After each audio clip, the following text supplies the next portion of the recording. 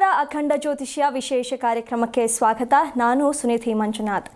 ಎಲ್ಲರಿಗೂ ವರಮಹಾಲಕ್ಷ್ಮಿ ಹಬ್ಬದ ಹಾರ್ದಿಕ ಶುಭಾಶಯಗಳು. ಈಗ ಶ್ರಾವಣ ಮಾಸ ಆರಂಭದಲ್ಲಿಯೇ ವರಮಹಾಲಕ್ಷ್ಮಿ ಹಬ್ಬ ಅಂತಂದರೆ ಮನೆ ಮನೆಯಲ್ಲೂ ಭಾರಿ ಸಂಭ್ರಮ ಎಲ್ಲೆಡೆ ಮನೆ ಮಾಡಿರುತ್ತೆ. ಅದರಲ್ಲೂ ಕೂಡ ಹೆಣ್ಣು ಮಕ್ಕಳಿಗೆ ವರಮಹಾಲಕ್ಷ್ಮಿ ಹಬ್ಬ ಅಂತಂದರೆ ತುಂಬಾ ಶ್ರೇಷ್ಠ. ಈಗ ನಮ್ಮ ಹಿಂದೂ ಪುರಾಣದಲ್ಲೂ ಕೂಡ ಈ ಒಂದು ಹಬ್ಬಕ್ಕೆ ಭಾರಿ ಮಹತ್ವ ಇದೆ. ಹಾಗಾಗಿ ಇವತ್ತಿನ ಕಾರ್ಯಕ್ರಮದಲ್ಲಿ ವರಮಹಾಲಕ್ಷ್ಮಿ ಹಬ್ಬದ ವಿಶೇಷತೆ ಬಗ್ಗೆ ತಿಳಿತಾ ಹೋಗೋಣ. ಹಾಗೆ ಇಲ್ಲಿ ಕೆಲವೊಂದಿಷ್ಟು ಪ್ರಶ್ನೆಗಳಿರುತ್ತೆ ವರಮಹಾಲಕ್ಷ್ಮಿ ಹಬ್ಬದ ಸೆಲೆಬ್ರೇಷನ್ ಬಗ್ಗೆ, ಆಚರಣೆಯ ಬಗ್ಗೆ, ಅದರ ಬಗ್ಗೆ ಕೂಡ ಮಾತಾಡ್ತಾ ಹೋಗೋಣ. ದಂಪತಿ ಸಮೇತವಾಗಿ ಆಚರಣೆ ಮಾಡಬಹುದಾ ಅನ್ನುವಂಥ ಪ್ರಶ್ನೆಗಳು ಕೂಡ ಇರುತ್ತೆ, ಅದರ ಬಗ್ಗೆ ಮಾತಾಡೋಣ. ಹಾಗೆ ಈ ಪೂಜೆಗೆ ಶ್ರೇಷ್ಠವಾದಂಥ ಸಮಯ ಯಾವುದು ಅನ್ನೋದ್ರ ಬಗ್ಗೆ ಕೂಡ ಮಾತಾಡೋಣ. ಹಾಗೆ ಲಕ್ಷ್ಮಿ ಆರಾಧನೆಯಿಂದ ಸಿಗುವಂಥ ಲಾಭಗಳ ಬಗ್ಗೆ ಕೂಡ ಮಾತಾಡ್ತಾ ಹೋಗೋಣ. ಇದೆಲ್ಲದರ ಬಗ್ಗೆ ತಿಳಿಸ್ಕೊಡೋದಕ್ಕೆ ಇವತ್ತು ನಮ್ಮ ಜೊತೆ ಇದ್ದಾರೆ ಖ್ಯಾತ ಜ್ಯೋತಿಷ್ಯರು ಮತ್ತು ಕಾಮಾಖ್ಯ ಪ್ರತ್ಯಂಗಿರ ಉಪಾಸಕರಾದಂಥ ಡಾಕ್ಟರ್ YSK ಆಚಾರ್ಯ ಗುರುಗಳು. ಅವರನ್ನ ಕಾರ್ಯಕ್ರಮಕ್ಕೆ ಸ್ವಾಗತಿಸೋಣ. ಸ್ವಾಗತ ಗುರುಗಳೇ. ನಮಸ್ಕಾರಪ್ಪ. ಓಂ ಅಸ್ಮದ್ಗುರುಭ್ಯೋ ನಮಃ, ಅಸ್ಮತ್ಪರಮಗುರುಭ್ಯೋ ನಮಃ, ಅಸ್ಮತ್ಸರ್ವಗುರುಭ್ಯೋ ನಮಃ. ಹ್ರೀಂ ಭುವನೇಶಿ ಮಹಾಮಾಯೆ ಸೂರ್ಯಮಂಡಲರೂಪಿಣಿ ನಮಾಮಿ ವರದಂ ಶುಭಂ ಕಾಮಾಖ್ಯಾರೂಪಿಣಿ ಶಿವೆ. ಐಂ ಹ್ರೀಂ ಶ್ರೀಂ ಶ್ರೀಮಾತ್ರೇ ನಮಃ. ಶ್ರೀ ವಿಷ್ಣುರೂಪಾಯ ನಮಃ ಶಂಕರಾಯ. ಗುರುಗಳೇ, ಮೊದಲನೇದಾಗಿ ವರಮಹಾಲಕ್ಷ್ಮಿ ಹಬ್ಬ ಇವತ್ತಿನ ದಿನದ ವಿಶೇಷತೆ ಹೇಗಿದೆ ಗುರುಗಳೇ? ಓಂ ಲಕ್ಷ್ಮೀಂ ಕ್ಷೀರಸಮುದ್ರರಾಜತನಯಾಂ ಶ್ರೀರಂಗಧಾಮೇಶ್ವರೀಂ ದಾಸೀಭೂತ ಸಮಸ್ತದೇವವನಿತಾಂ ಲೋಕೈಕದೀಪಾಂಕುರಾಂ ಶ್ರೀಮನ್ಮಂದಘಟಾಕ್ಷಲಬ್ಧ ವಿಭವ ಬ್ರಹ್ಮೇಂದ್ರ ಗಂಗಾಧರಾಂ ತ್ವಾಂ ತ್ರೈಲೋಕ್ಯಕುಟುಂಬಿನೀಂ ಸರ್ಷಿಜಾಂ ವಂದೇ ಮುಕುಂದ ಪ್ರಿಯ. ಸಮಸ್ತ ನಾಡಿನ ವೀಕ್ಷಕರಿಗೂ, ವಿಶೇಷವಾಗಿ ದೇಶದ ಬೆನ್ನೆಲುಬಾದ ಪ್ರತಿಯೊಬ್ಬ ರೈತರಿಗೂ, ದೇಶವನ್ನು ಕಾಯ್ತಾ ಇರತಕ್ಕಂಥ ಎಲ್ಲ ಸೇವಾನಿರತರಾದಂತಹ ಸೈನಿಕರಿಗೂ, ದೇಶಕ್ಕೆ ತಮ್ಮದೇ ಆದಂಥ ಕೊಡುಗೆಯನ್ನು ಕೊಡ್ತಾ ಇರತಕ್ಕಂಥ ಎಲ್ಲ ಚಾಲಕ ಸಾರಥಿಗಳಿಗೂ ನನ್ನ ಆರಾಧ್ಯ ಮಾತೆಯಾದ ಮಾ ಕಾಮಾಖ್ಯ ಪ್ರತ್ಯಂಗಿರ ದೇವಿಯು ಸಂಪೂರ್ಣವಾಗಿರ್ತಕ್ಕಂಥ ಅನುಗ್ರಹವನ್ನು ದಯಪಾಲಿಸುತ್ತಾ ನಿಮ್ಮೆಲ್ಲರ ಬದುಕು ಸುಖ ಶಾಂತಿ ಸಮೃದ್ಧಿಯಿಂದ ಕೂಡಿರಲಿ ಅಂತೇಳಿ ಅಮ್ಮನವರಲ್ಲಿ ಅನನ್ಯವಾಗಿ ಪ್ರಾರ್ಥಿಸಿ ಅವಳ ಅಡಿದಾವರಗಳಿಗೆ ವಂದಿಸಿ ಇವತ್ತಿನ ವಿಶೇಷವಾಗಿರ್ತಕ್ಕಂಥ ಶ್ರಾವಣ ಮಾಸದ ಶುಕ್ಲ ಪಕ್ಷದ ನವಮಿ ತಿಥಿ ಇರ್ತಕ್ಕಂಥದ್ದು ಶುಕ್ರವಾರ, ಅನುರಾಧ ನಕ್ಷತ್ರ ಇವತ್ತಿನ ದಿವಸ. ಯಾಕೆಂದರೆ ಕೆಲವೊಂದಷ್ಟು ಉಪಾಸನೆಗಳನ್ನು ಮಾಡಬೇಕಾದ್ರೆ ನಮಗೆ ಗುರುಗಳ ಉಪದೇಶ ಇದೆಯಾ ಅಂತ ಕೇಳ್ತಾರೆ. ಆದರೆ ಈ ಸ್ತೋತ್ರ ಪಾರಾಯಣಕ್ಕೆ ಯಾವುದೇ ರೀತಿಯಾದಂಥ ಉಪದೇಶದ ಅವಶ್ಯಕತೆ ಇರಲ್ಲ.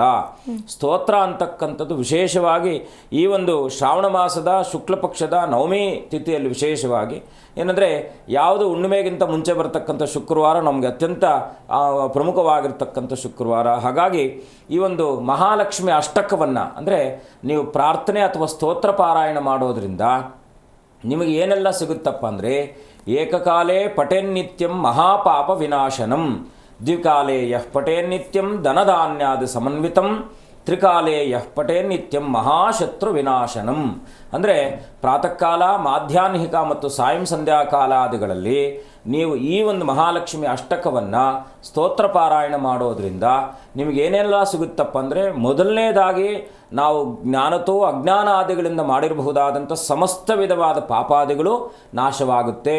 ಎರಡನೇದಾಗಿ ಏನು ಸಿಗುತ್ತೆ, ವಿಶೇಷವಾಗಿ ಧನಧಾನ್ಯಾದಿ ಸಮೃದ್ಧಿ ಆಗುತ್ತೆ. ನೀವು 2 ಸಲ ಅನುದಿನವೂ ಕೂಡ 2 ಸಲ ಪಾರಾಯಣ ಮಾಡೋದ್ರಿಂದ ಈ ಸ್ತೋತ್ರವನ್ನು ನಿಮಗೇನು ಸಿಗುತ್ತಪ್ಪ ಅಂದರೆ ಧನ ಧಾನ್ಯ ಸಮೃದ್ಧಿ ಆಗ್ತಕ್ಕಂಥದ್ದಾಗುತ್ತೆ.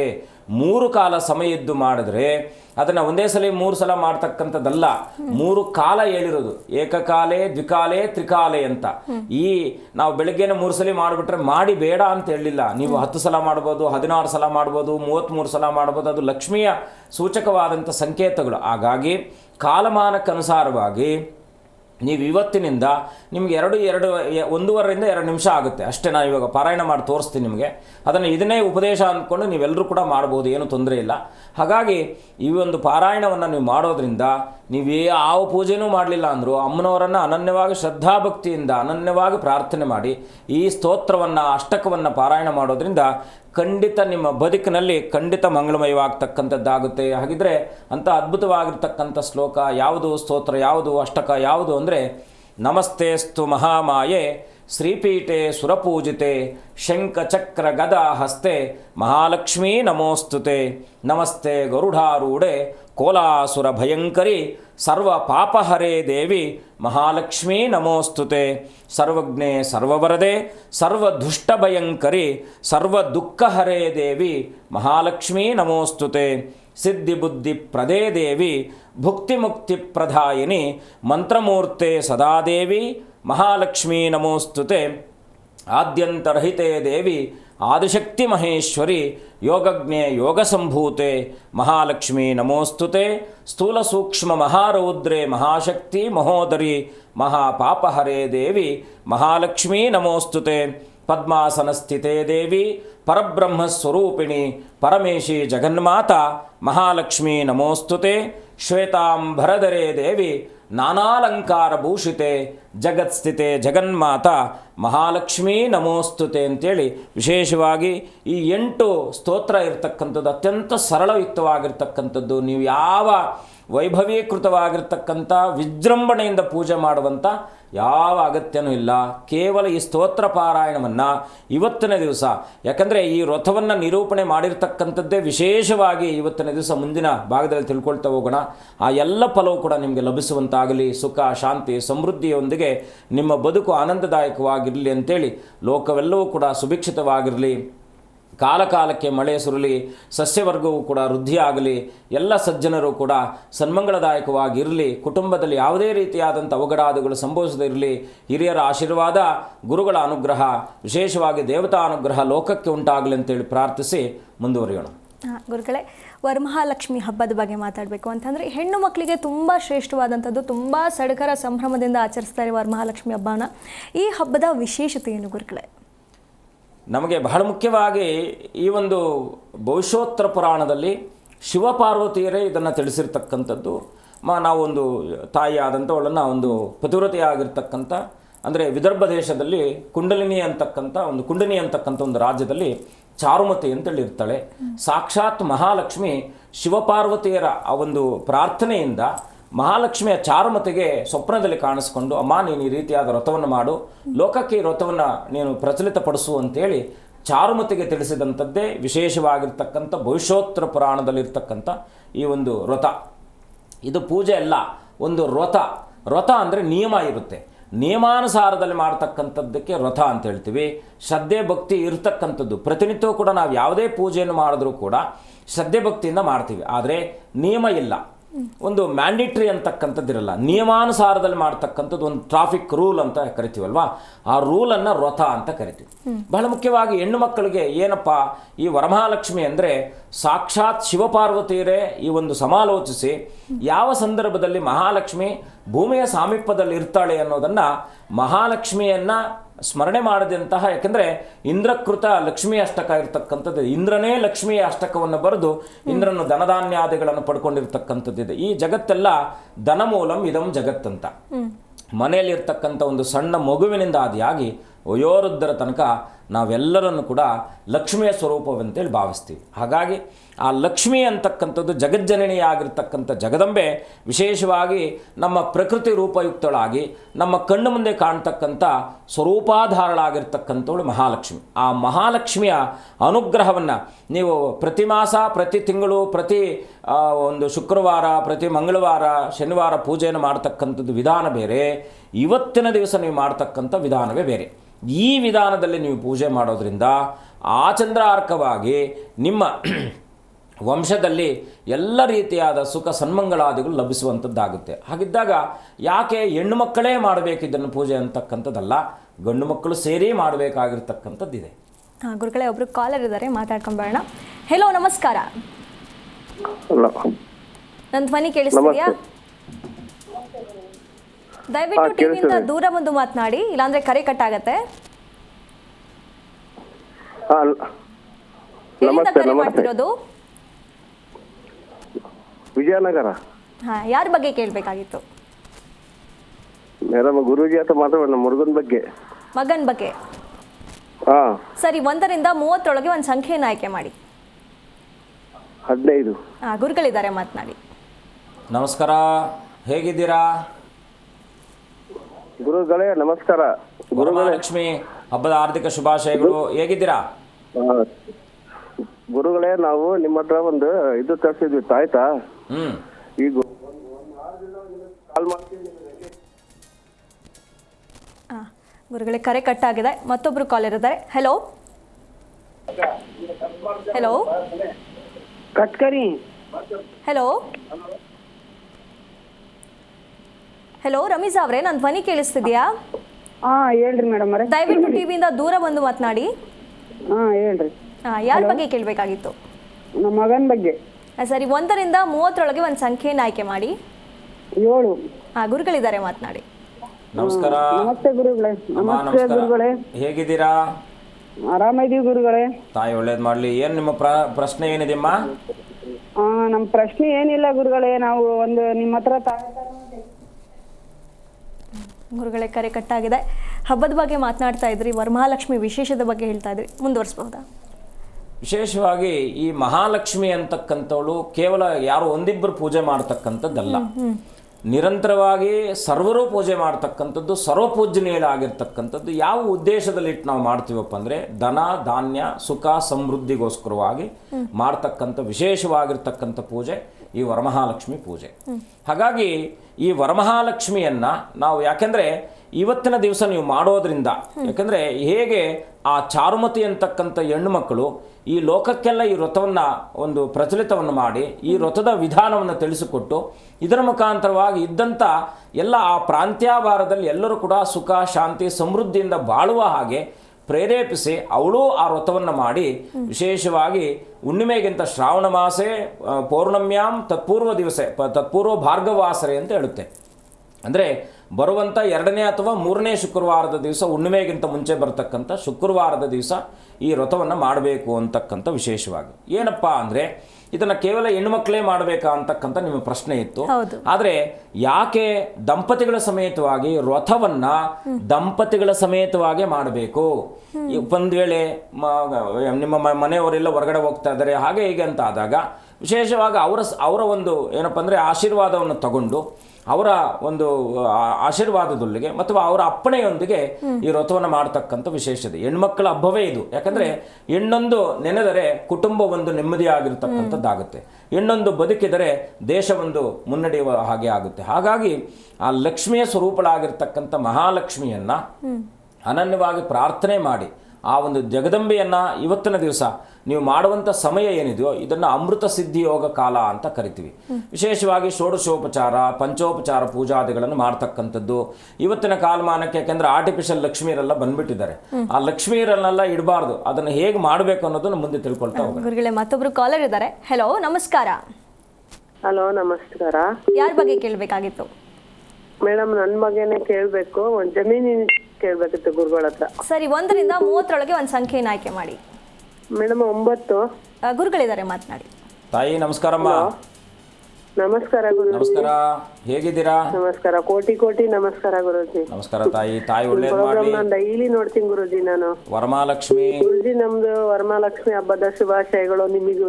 ತಮಗೂ ಇರಲಿ ತಾಯಿ. ಹೇಳಿ. ಗುರುಗಳೇ, ಅದು ಜಮೀನಿನ ವಿಚಾರ. ಅವರು ಈಗ ಇವತ್ತು ಕಳ್ಕೊಂಡು ನಾಳೆ ನೀವು ಕಾಲ್ ಮಾಡಿ ನಮಗೆ ನಾವು ಅಡ್ವಾನ್ಸ್ ಮಾಡ್ತೀವಿ ಈಗ ಅಂತ ಅಂದಿದ್ದಾರೆ. ಅದು ಆಗುತ್ತಾ ಗುರುಜಿ? ಖಂಡಿತ ಆಗುತ್ತೆ. ಇವತ್ತು ಅಮ್ಮನವರನ್ನ ಪ್ರಾರ್ಥನೆ ಮಾಡಿ 24ಕ್ಕೆ ಕೇಸು ಇದೆ ಗುರುಜಿ. ಅದು ಕ್ಲೋಸ್ ಮಾಡ್ಕೊಡ್ತೀನಿ ಎರಡು ಇರಂಗಲ್ಲಿ ಅಂತ ಹೇಳಿದ್ದಾರೆ.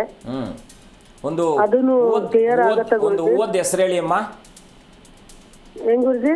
ಒಂದು ಹೂವದ ಹೆಸರು ಹೇಳಿ. ಮಲ್ಲಿಗೆ ಹೂವು ಗುರುಜಿ. ಧೈರ್ಯವಾಗಿ ಹೋಗಿ ಸ್ವಲ್ಪ, ಯಾಕಂದರೆ ಅವ್ರಿಗೆ ಇನ್ನೊಂದು ಸ್ವಲ್ಪ ಒತ್ತಡ ಇರ್ತಕ್ಕಂಥದ್ದಾಗುತ್ತೆ ಅಥವಾ ಮನಸ್ಸಿನಲ್ಲಿ ಏನೋ ಬೇರೆ ರೀತಿಯಾದಂಥ ಆಲೋಚನೆ ಇರ್ತಕ್ಕಂಥದ್ದು. ಆದರೂ ಪ್ರಯತ್ನ ಬಿಡಬೇಡಿ, ಖಂಡಿತ ಗೆಲ್ತೀರಾ, ಒಳ್ಳೇದಾಗುತ್ತೆ. ಅದು ನಮ್ಮಪ್ಪಂದೇ ಆಸ್ತಿ ಗುರುಜಿ. ಯಾರ್ದಾದ್ರೂ ಈಗ ಫಾರ್ ಎಕ್ಸಾಂಪಲ್ ಈಗ ಅವ್ರಿಗೆ ಈಗ ಅಣ್ಣ ತಮ್ಮಂದ್ರ ಮಧ್ಯದಲ್ಲಿ ಏನೋ ಆಧಾರ ಮಾಡಿದ್ರು ಅಂತ ಒಂದು ಕೇಸ್ ಹಾಕಿದ್ದ. ಅದನ್ನು ಒಂದೂವರೆ ವರ್ಷದಿಂದ ಇಲ್ಲಿ ಕ್ಲಿಯರ್ ಆಗಿದೆ. ಅಮ್ಮ, ಖಂಡಿತ ಇದು ಸಮಾಧಾನವಾಗಿ ಈ ಒಂದು ಕಾರ್ಯ ಅನುಕೂಲ ಆಗುತ್ತೆ. ಪ್ರಯತ್ನ ಪಡಿ, ಒಳ್ಳೇದಾಗುತ್ತೆ. ಧನ್ಯವಾದಗಳು ಕರೆ ಮಾಡಿದ್ದಕ್ಕೆ. ಗುರುಗಳೇ, ಪೂಜೆಯ ಸಮಯದ ಬಗ್ಗೆ ಹೇಳ್ತಾ ಇದ್ರಿ, ಮುಹೂರ್ತದ ಬಗ್ಗೆ ಹೇಳ್ತಾ ಇದ್ರಿ. ಈಗ ಗೊಂದಲ ಇರತ್ತೆ, ಯಾವ ಸಮಯದಲ್ಲಿ ಪೂಜೆ ಮಾಡಬೇಕು ಅಂತ ಹೇಳಿ, ಅದರ ಬಗ್ಗೆ ತಿಳಿಸಿ. ನಮ್ಮ ಕಾರ್ಯಕ್ರಮ ಪ್ರಾರಂಭ ಆಗೋದ್ರೊಳಗಡೆ ಸಾಕಷ್ಟು ಮಂದಿ ಬೆಳಗ್ಗೆನೆ ಪೂಜೆ ಮುಗಿಸ್ಕೊಂಡು ಬಿಟ್ಟಿರ್ತಾರೆ. ಇರುವ ಸಮಯದಲ್ಲಿ ನಾವು ನೋಡ್ತಕ್ಕಂಥದ್ದು, ಯಾಕಂದರೆ ಇವತ್ತು 10:30 ರಿಂದ 12 ಗಂಟೆ ರಾಹುಕಾಲ ಇರ್ತಕ್ಕಂಥದ್ದು ಆಗಿರುತ್ತೆ. ಅದಾದರೆ ಶ್ರೇಷ್ಠವಾದಂಥ ಸಮಯ ಯಾವುದಪ್ಪ ಅಂದರೆ, ಯಾವುದೇ ಪೂಜಾದಿಗಳನ್ನು ವ್ರತಾದಿಗಳನ್ನು ಮಾಡಬೇಕಾದ್ರೆ ಸ್ಥಿರಲಗ್ನದಲ್ಲಿ ಮಾಡಿದಾಗ ನಿಮಗೆ ಸಮೃದ್ಧಿ ಆಗ್ತದೆ ಅಂತಕ್ಕಂಥದ್ದು ಶಾಸ್ತ್ರದ ಒಂದು ನಿಯಮ. ಇವತ್ತು 5:54 ನಿಮಿಷದಿಂದ 7:52 ನಿಮಿಷದ ತನಕ ಒಳ್ಳೆಯ ಸಮಯ ಇದೆ. ಅದನ್ನು ಹೊರತುಪಡಿಸಿ ಎಲ್ಲಿದಪ್ಪ ಅಂದರೆ 9:25 ನಿಮಿಷದಿಂದ 10:49 ನಿಮಿಷದ ತನಕ ಇನ್ನೊಂದು ಅತ್ಯಂತ ಒಂದು ಅಮೃತ ಸಿದ್ಧಿ ಯೋಗ ಇರತಕ್ಕಂಥ ಒಂದು ಸಮಯ. ನೀವು 9:25 ರಿಂದ 10:49 ಇನ್ನೊಂದು ಸಮಯವನ್ನು ಆರಿಸ್ಕೊಳ್ಬೋದು. ಸಾಯಂ ಸಂಧ್ಯಾ ಸಮಯ ಅಂತ ಬಂದಾಗ ನಿಮಗೆ 5:41 ನಿಮಿಷದಿಂದ 6:15 ನಿಮಿಷದ ತನಕ ಇನ್ನೊಂದು ಸಮಯ ಇರ್ತಕ್ಕಂಥದ್ದಾಗಿದೆ. ಏನಪ್ಪ ಅಂದರೆ ಇಲ್ಲಿ ಬಹಳ ಮುಖ್ಯವಾಗಿ ನಾವು ಗಮನಿಸಬೇಕಾಗಿರ್ತಕ್ಕಂಥದ್ದು, ಇವತ್ತಿನ ದಿವಸ ಯಾವುದೇ ರೀತಿಯಾದಂಥ ರಾಹುಕಾಲ ಗೋಳಿಕ ಕಾಲ ಅಂತಕ್ಕಂಥದ್ದು ಇರಲ್ಲ. ಪರ್ವಕಾಲ ಆಗಿರೋದ್ರಿಂದ ನೀವು ಯಾವ ಸಮಯದಲ್ಲಿ ಬೇಕಾದರೂ ಮಾಡ್ಬೋದು. ಆದರೆ ಅಮೃತ ಸಿದ್ಧಿ ಯೋಗ ಅಥವಾ ಸ್ಥಿರಲಗ್ನಗಳಲ್ಲಿ ಮಾಡಿದಾಗ ನಿಮ್ಗೆ ಲಾಭ ಆಗ್ತಕ್ಕಂಥದ್ದಾಗುತ್ತೆ. ಮತ್ತೊಬ್ಬರು ಕಾಲರ್ ಇದ್ದಾರೆ, ಹನುಮಂತು ಅಂತ ಹೇಳಿ. ಹನುಮಂತ್ ಅವರೇ, ಯಾರ ಬಗ್ಗೆ ಕೇಳಬೇಕಾಗಿತ್ತು? ನನ್ನ ಬಗ್ಗೆ, ನಮ್ಮ ಬಗ್ಗೆನೇ ಕೇಳಬೇಕಾಯ್ತು ಮೇಡಮ್. ಸರಿ, 1 ರಿಂದ 30 ಒಂದು ಸಂಖ್ಯೆಯನ್ನು ಆಯ್ಕೆ ಮಾಡಿ. 6. ಗುರುಗಳಿದ್ದಾರೆ, ಮಾತನಾಡಿ. ನಮಸ್ಕಾರ, ಹೇಗಿದ್ದೀರಾ? ನಮಸ್ತೆ ಗುರುಗಳೇ, ಎಲ್ಲ ನಿಮ್ಮ ಆಶೀರ್ವಾದ ಗುರುಗಳೇ. ಮೊದಲನೇದಾಗಿ ವರ್ಬಲ್ ಹಬ್ಬರ ಶುಭಾಶಯಗಳು ಗುರುಗಳೇ. ನಿಮಗೂ ಇರಲಿ, ನಿಮ್ಮ ಕುಟುಂಬಕ್ಕೂ ನಿರಂತರವಾಗಿ ಸುಖ ಶಾಂತಿ ಸಮೃದ್ಧಿಯೊಂದಿಗೆ ಅಮ್ಮನವರ ಅನುಗ್ರಹ ಸಂಪೂರ್ಣವಾಗಿ ಆಗಲಿ. ತಾಯಿ ಒಳ್ಳೇದು ಮಾಡಲಿ. ಏನು ನಿಮ್ಮ ಪ್ರಾರ್ಥನೆ? ಒಳ್ಳೆ, ನಾವು ವರ್ಬಲ್ಸ್ ಹಬ್ಬ ಮಾಡ್ತಾ ಇರ್ಲಿಲ್ಲ, ಎಲ್ಲಾರು ಮಾಡ್ತಾರೆ. ನನ್ನ ಮಗಳು ಮಾಡೋಣ ಅಂತಂದ್ರು. ಅದಕ್ಕೆ ಮಾಡ್ಬೋದ, ನಾವು ಚಿಕ್ಕ ಹುಡುಗರಿಂದ ಮಾಡ್ಕೊ ಬಂದಿಲ್ಲ, ಮಾಡ್ಬೋದಾ? ಒಂದು ದೇವರ ಹೆಸರು ಹೇಳಿ. ನಮ್ಮ ಮನೆ ಬೀರೇಶ್ವರ. ಬೀರೇಶ್ವರ, ಖಂಡಿತ ಮಾಡಿ, ಏನು ತೊಂದರೆ ಇಲ್ಲ, ಅನುಗ್ರಹ ಆಗುತ್ತೆ. ತಾಯಿ ಒಳ್ಳೇದು ಮಾಡಲಿ. ಧನ್ಯವಾದಗಳು ಕರೆ ಮಾಡಿದ್ದಕ್ಕೆ. ಹಾಗೆ ಶಂಕರ್ ಅಂತ ಹೇಳಿ ಒಬ್ರು ಕಾಲರ್ ಇದ್ದಾರೆ. ಶಂಕರ್ ಅವರೇ, ಯಾರ ಬಗ್ಗೆ ಕೇಳಬೇಕಾಗಿತ್ತು? ಹಲೋ. ಹಲೋ, ಶಂಕರ್ ಅಂತ. ದಯವಿಟ್ಟು ಸ್ವಲ್ಪ ಟಿವಿಯಿಂದ ದೂರ ಬಂದು ಮಾತನಾಡಿ. ಹಲೋ, ಮನೆ ಬಗ್ಗೆ ಕೇಳಬೇಕಾಯ್ತಮ್ಮ. ದಯವಿಟ್ಟು ಟಿವಿಯಿಂದ ದೂರ ಬಂದು ಮಾತನಾಡಿ, ಅಥವಾ ಟಿವಿ ವಾಲ್ಯೂಮ್ ಅನ್ನು ಮ್ಯೂಟ್ ಮಾಡಿ, ಇಲ್ಲಾಂದ್ರೆ ಕರೆ ಕಟ್ ಆಗುತ್ತೆ. ಹಲೋ. ಹಲೋ, ಮನೆ ಕಟ್ಟೋದ್ರ ಬಗ್ಗೆ ಮಾತಾಡಕಾಯ್ತಮ್ಮ. ಸರಿ, 1 ರಿಂದ 30 ಒಂದು ಸಂಖ್ಯೆಯನ್ನು ಆಯ್ಕೆ ಮಾಡಿ. 9. ಗುರುಗಳಿದ್ದಾರೆ, ಮಾತನಾಡಿ. ನಮಸ್ಕಾರ, ಹೇಗಿದ್ದೀರಾ? ನಮಸ್ತೆ ಗುರುಜಿ. ತಾಯಿ ಒಳ್ಳೇದು ಮಾಡಲಿ. ಏನು ನಿಮ್ಮ ಪ್ರಶ್ನೆ? ಮನೆ ಕಟ್ಟೋದ್ರ ಬಗ್ಗೆ ಕೇಳ್ಬೇಕಾಯ್ತವ. ಪ್ರಯತ್ನ ಪಡ್ತಿದ್ದೀರಾ? ಪ್ರಯತ್ನ ಪಡ್ತದ ಸುಮ್ಮನೆ. ಆಗುತ್ತೆ ಈ ವರ್ಷದಲ್ಲಿ. ಏನಪ್ಪ ಅಂದರೆ, ಈ ಒಂದು ಮನೆ ಕಟ್ಟೋದಕ್ಕಿಂತ ಮುಂಚಿತವಾಗಿ ಒಂದೊಮ್ಮೆ ಮನೆ ದೇವರು ಯಾರು? ಮನೆ ದೇವರು ಯಾರು? ರಂಗಸ್ವಾಮಿ. ಒಂದೊಮ್ಮೆ ತಿರುಪತಿಗೆ ಹೋಗಿ ಬನ್ನಿ. ತಿರುಪತಿಯಲ್ಲಿ ಹೋಗಿ ಒಂದು ತಪ್ಪು ಕಾಣಿಕೆ ಹಾಕಿ ಪ್ರಾರ್ಥನೆ ಮಾಡ್ಕೊಂಡು ಬನ್ನಿ. ಖಂಡಿತ ಮನೆಗೆ ಎಲ್ಲ ವ್ಯವಸ್ಥೆ ಆಗ್ತಕ್ಕಂಥದ್ದಾಗುತ್ತೆ, ಏನು ತೊಂದರೆ ಇಲ್ಲ. ಕುಲದೇವರ ಪ್ರಾರ್ಥನೆ ಮತ್ತು ಆ ತಿರುಪತಿ ಬಾಲಾಜಿ ಅನುಗ್ರಹ ಸಂಪೂರ್ಣವಾಗಿದೆ. ಒಳ್ಳೆಯದಾಗಲಿ. ಧನ್ಯವಾದಗಳು ಕರೆ ಮಾಡಿದ್ದಕ್ಕೆ. ಗುರುಗಳೇ, ಪೂಜೆ ಮುಹೂರ್ತದ ಬಗ್ಗೆ ಹೇಳ್ತಾ ಇದ್ರಿ. ಈಗ ಪೂಜೆ ವಿಧಾನದ ಬಗ್ಗೆ ಕೆಲವೊಂದಿಷ್ಟು ಗೊಂದಲಗಳಿರುತ್ತೆ, ಅದ್ರ ಬಗ್ಗೆ ಹೇಳ್ಬೋದಾ? ಬಹಳ ಮುಖ್ಯವಾಗಿ ಒಂದು ಕಲಶವನ್ನು ಮಣೆಯನ್ನಿಟ್ಟು ಅಕ್ಷತೆ ಅಂದರೆ ಅಕ್ಕಿಯನ್ನು ಹಾಕಿ ತಂಡುಲ ಅಂತ ಕರಿತೀವಿ. ಅದರ ಮೇಲೆ ಅಷ್ಟದಳವನ್ನು ಅರ್ಶನದಿಂದ ಮಾಡಿ ಅದ್ರ ಮೇಲೆ ಒಂದೇ ಬಿಂದಿಗೆ ಇಡಬೇಕು. ಬಿಂದಿಗೆ ಮೇಲೆ ಬಿಂದಿಗೆ ಜೋಡಿಸಬಾರ್ದು. ವಸ್ತ್ರವನ್ನು ಅದಕ್ಕೆ ಉಡುವಂಥ ವ್ಯವಸ್ಥೆ ಇದೆ. ಮತ್ತು ನಾರಿಕೇಳ ಅಂದರೆ ಪೂರ್ಣ ಫಲ ಇಡಬಹುದು, ಇಲ್ಲಾಂದರೆ ತೆಂಗಿನಕಾಯಿಯನ್ನು ಬೇಕಾದ್ರೆ ಅರಿಶಿನ ಮಾಡಿ ಇಡಬಹುದು.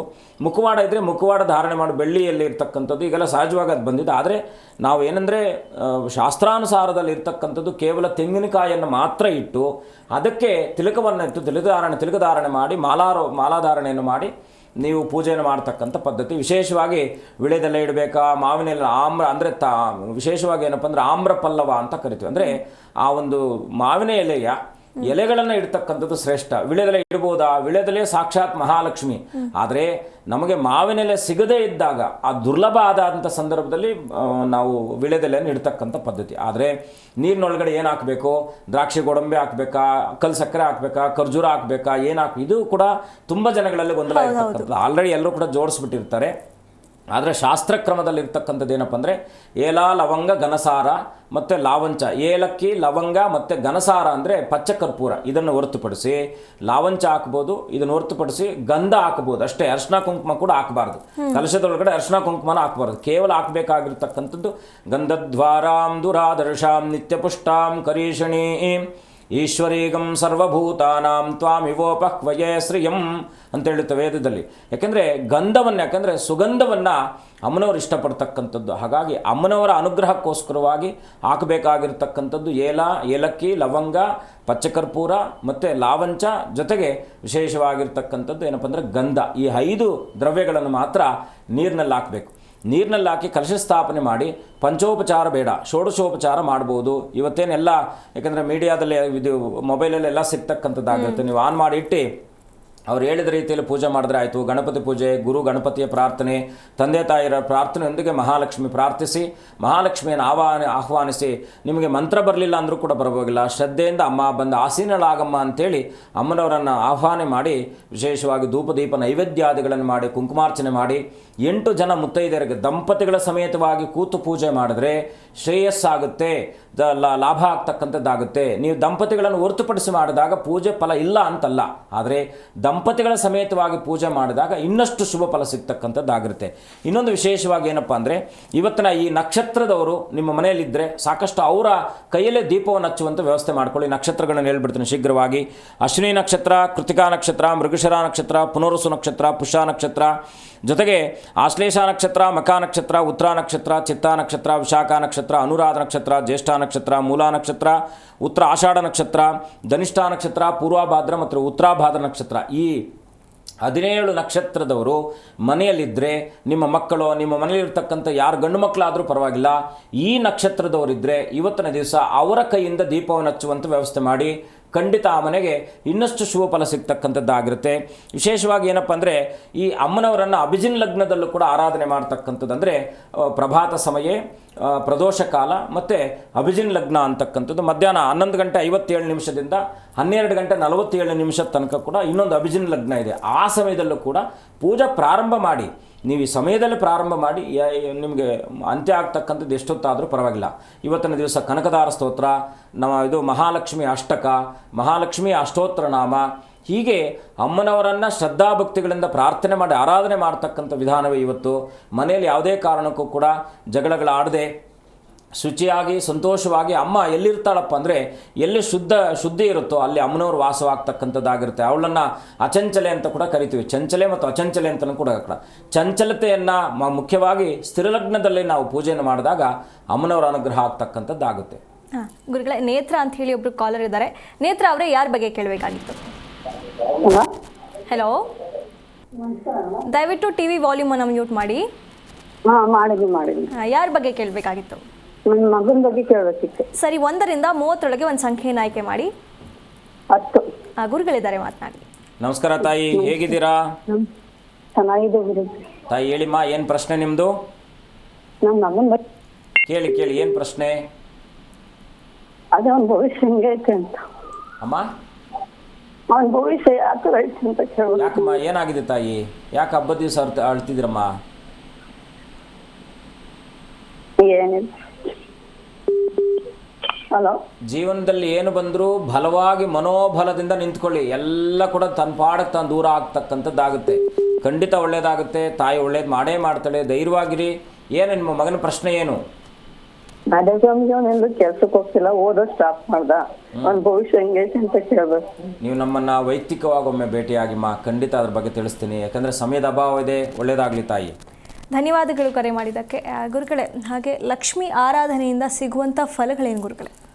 ಅವಳನ್ನ ಅಷ್ಟಲಕ್ಷ್ಮೀರಂತ ಕರಿತೀವಿ. ಸಿದ್ಧಲಕ್ಷ್ಮಿ, ಮೋಕ್ಷಲಕ್ಷ್ಮಿ, ಜಯಲಕ್ಷ್ಮಿ, ವಿಜಯಲಕ್ಷ್ಮಿ, ಗಜಲಕ್ಷ್ಮಿ, ಧಾನ್ಯಲಕ್ಷ್ಮಿ, ಸಂತಾನಲಕ್ಷ್ಮಿ ಅಂತೇಳಿ ಅಮ್ಮನವರನ್ನು 8 ಲಕ್ಷ್ಮಿಯರನ್ನಾಗಿ ನಾವು ಪ್ರಾರ್ಥನೆ ಮಾಡ್ತಕ್ಕಂಥದ್ದು. ಏನಪ್ಪ ಅಂದರೆ, ಇವತ್ತಿನ ದಿವಸ ಎಲ್ಲ ಕಂಕಣ ಧಾರಣೆಯನ್ನು ಮಾಡ್ಕೊಳ್ತಾರೆ. ಆ ಕಂಕಣ ಧಾರಣೆ ಮಾಡಬೇಕಾದ್ರೆ ನೀವು ಈ ಮಂತ್ರ ಹೇಳ್ಕೊಂಡು ಕಂಕಣ ಧಾರಣೆಯನ್ನು ಮಾಡಿ. ನಿಮಗೆ ನಿರಂತರವಾಗಿ, ಯಾಕೆಂದರೆ ಇದಕ್ಕೆ ಏನಪ್ಪ ಶಾಸ್ತ್ರ ಹೇಳುತ್ತಂದರೆ, 1 ವರ್ಷದ ತನಕ ಇರತಕ್ಕಂಥ ಕಂಕಣವನ್ನು ಇವತ್ತು ಬಿಚ್ಚಿ ಮತ್ತೆ ಹೊಸ ಕಂಕಣವನ್ನು ಕಟ್ಕೊಳ್ಬೇಕು. ಪತಿಪತ್ನಿಯರ ದಂಪತಿಗಳಲ್ಲಿ ಗಂಡನ ಕೈಯಿಂದನೇ ಕಟ್ಕೊಳ್ತಕ್ಕಂಥದ್ದು ಮೊದಲನೇ ಅಭ್ಯಾಸ. ಎರಡನೇದಾಗಿ ತಾಯಿ ಅಥವಾ ಯಾರಾದರೂ ಸುಮಂಗಲಿ ಸುಮಂಗಲಿಯರಿಂದ ಕಟ್ಕೊಳ್ತಕ್ಕಂಥ ಅಭ್ಯಾಸ ಇರ್ತಕ್ಕಂಥದ್ದು. ಈ ಮಂತ್ರ ಹೇಳ್ಬಿಡ್ತಾನೆ, ದಾಮೋದರಿ ನಮಸ್ತೇಸ್ತು, ನಮಸ್ತೆ ಲೋಕನಾಯಕಿ, ನಮಸ್ತೇಸ್ತು ಮಹಾಲಕ್ಷ್ಮಿ, ನಮಸ್ತೇಸ್ತು ಮಹಾಲಕ್ಷ್ಮಿ ಅಂಥೇಳಿ ಏನಪ್ಪ ಅಂದರೆ ಮಹಾಲಕ್ಷ್ಮಿಯನ್ನು ಪ್ರಾರ್ಥನೆ ಮಾಡ್ಕೊಳ್ತಕ್ಕಂಥದ್ದು. ಆ ದಾಮೋದರಿ ನಮಸ್ತೇಸ್ತು, ನಮಸ್ತೆ ಲೋಕನಾಯಕಿ, ನಮಸ್ತೇಸ್ತು ಮಹಾಲಕ್ಷ್ಮಿ, ನಮಸ್ತೇಸ್ತು ಮಹಾಕಾರಣಿ ಅಂಥೇಳಿ ಅಮ್ಮನವರನ್ನು ಪ್ರಾರ್ಥನೆ ಮಾಡೋದ್ರಿಂದ, ಆ ಪ್ರಾರ್ಥನೆ ಮಾಡಿ ನೀವು ಕಂಕಣ ಧಾರಣೆ ಮಾಡ್ಕೊಳ್ಳೋದ್ರಿಂದ 48 ದಿವಸಕ್ಕೆ ಬಿಚ್ಚಿಡಬೇಕಾ? ಇಲ್ಲ, ಶಾಸ್ತ್ರ ಏನು ಹೇಳಿದೆಯಪ್ಪ ಅಂದರೆ ಈ ವರ್ಷದಲ್ಲಿ ಕಂಕಣ ಧಾರಣೆ ಮಾಡಿರ್ತಕ್ಕಂಥದ್ದನ್ನು ಬರೋ ವರ್ಷ ವಿಸರ್ಜನೆ ಮಾಡಬೇಕು ಅಂತ ಹೇಳುತ್ತೆ. ಅದೇನೋ ಶಿಥಿಲ ಆದರೆ ಬಿಚ್ಚಿಬಿಡಿ, ಬಿಚ್ಚು ಮತ್ತೆ ನೀವು ಬೇಕಾದರೆ ಅದನ್ನು ರೆಡಿ ಮಾಡಿಕೊಂಡು ಶುಕ್ರವಾರದ ದಿವಸ ಮತ್ತೆ ಅದೇ ಭಾವನೆಯಿಂದ ನಿಮ್ಮ ಮನೆಯವರಿಂದ ಅದನ್ನು ಕಟ್ಸ್ಕೊಳ್ಬೋದು. ಯಾರ ಕೈಯಲ್ಲಿ ಅರಿಶಿಣದ ದಾರ ಕೈಯಲ್ಲಿರುತ್ತೋ ಸನ್ಮಂಗಳ ಆಗ್ತಕ್ಕಂಥದ್ದಾಗುತ್ತೆ. ಯಾರ ಕೈಯಲ್ಲಿ ಅರಿಶಿಣ ದಾರ ಇರುತ್ತೋ ಎಷ್ಟೋ ನಕಾರಾತ್ಮಕ ಶಕ್ತಿಗಳು ನಿಮ್ಮ ಹತ್ರ ಬರದೇ ಇರತಕ್ಕಂಥದ್ದಾಗಿರುತ್ತೆ. ಕೆಂಪು ಮತ್ತು ಅರಿಶಿಣ ಅಂತಕ್ಕಂಥದ್ದು ಈ ಎರಡು ದಾರಗಳು ಸರ್ವಶ್ರೇಷ್ಠವಾಗಿರ್ತಕ್ಕಂಥದ್ದು ಅಂತೇಳಿ ಶಾಸ್ತ್ರದಲ್ಲಿರ್ತಕ್ಕಂಥದ್ದು. ಹಾಗಾಗಿ ದಾರವನ್ನು ಮಧ್ಯದಲ್ಲಿ ಬಿಚ್ಚಬೇಡಿ, ಶಿಥಿಲ ಆದರೆ ಮಾತ್ರ ಅದನ್ನು ಬಿಚ್ಚಿ ಆಗಾಗ ಅದಕ್ಕೆ ತುಪ್ಪ ಮಿಶ್ರಿತವಾದಂಥ ಅರಿಶಿಣವನ್ನು ಲೇಪನ ಮಾಡ್ಕೊಳ್ತಾ ಇದ್ದರೆ ಅದು ಹಾಗೇ ಇರತಕ್ಕಂಥದ್ದಾಗುತ್ತೆ. ಗುರುಗಳೇ, ಈಗ ವಿಶೇಷತೆ ಬಗ್ಗೆ, ಫಲಗಳ ಬಗ್ಗೆ ತಿಳಿಸ್ಕೊಡ್ಬೇಕಾ? ಫಲ ಅಂದರೆ ಬಹಳ ಮುಖ್ಯವಾಗಿ ಇವತ್ತು ಈಗ ಮನೆಯಲ್ಲಿ ಎಷ್ಟೋ ಮದುವೆಗಳಾಗ್ತಾ ಇರತಕ್ಕಂಥದ್ದು. ಈಗ ನಮಗೆ ಕಾಲು ಬಂದಾಗ ಯಾರೋ ಪಾಪ ತುಂಬ ದುಃಖದಿಂದ ಇದ್ದರು, ಲಕ್ಷ್ಮಿ ಅಂತಕ್ಕಂಥವಳು ಅವಳು ಅದನ್ನೇ ಹೇಳಿದ್ದಕ್ಕೆಂದರೆ ಏಕಕಾಲ ನೀವು ಒಂದೇ ಕಾಲದಲ್ಲಿ ಪಠನೆ ಮಾಡೋದ್ರಿಂದ ನಿಮಗೆ ಸರ್ವವಿಧಾದ ಪಾಪಗಳು ಪರಿಹಾರ ಆಗುತ್ತೆ.